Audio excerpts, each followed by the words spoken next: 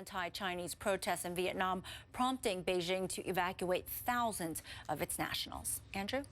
Now, Patricia, it's considered a promising emerging market and an attractive destination at the moment for investors. We're talking about the Philippines, which just last week hosted the World Economic Forum on East Asia, the first time the WEF has been to Manila. Well, a US think tank, meanwhile, forecasts that the country's economy could more than double over the next 10 years. Well, a little earlier last week, I sat down with a top business leader in Manila to discuss her country's economic future. So we're trying to develop this area, farther to our side. Tessie Sai-Kosen is building a new Manila from the ground up. From her helicopter, she points out her company's emerging mini-city within a city. A 74-hectare development centred around one of the world's biggest shopping malls being built by the family company SM Investments.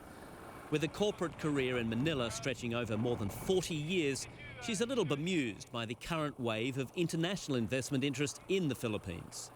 For the foreign investor, they see things differently. They judge you by the investment grade. They judge you by what they have seen in the news. So right now, there's a lot of them are very curious about the Philippines. But the Philippines has always been a good area, even in the past. It's just that you have to have patience. You have to understand the country and persevere. Do you worry, though, about the competition, that the fact that there are fresh eyes now looking at the Philippines, that the world may be coming to your doorstep? Are you ready for them? Yes.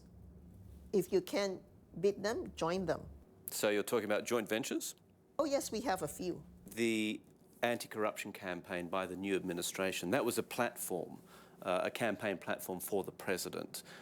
How successful has he been, in your opinion, about tackling corruption? We have a president that is clean, and I think he is attempting to clean certain government department or agency. I think it's a starting point. Right, but you're confident that he will succeed, that he should be able to carry through with his promises? It's going to be a long-term work.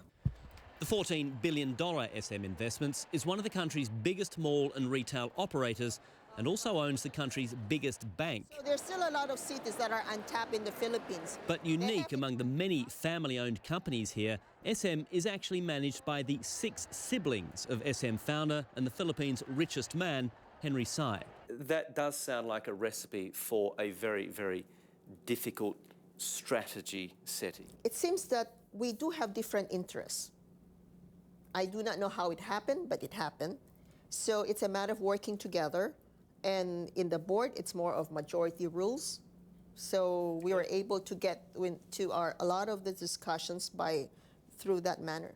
The obvious follow-up question here is what happens when you get a 3-3 split?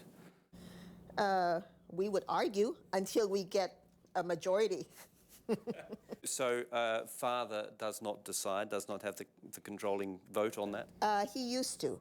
But right now, when he saw that we were able to get along by ourselves, he got bored. You cannot avoid that there will always be some differences. But it's a matter of getting back to the table the next day.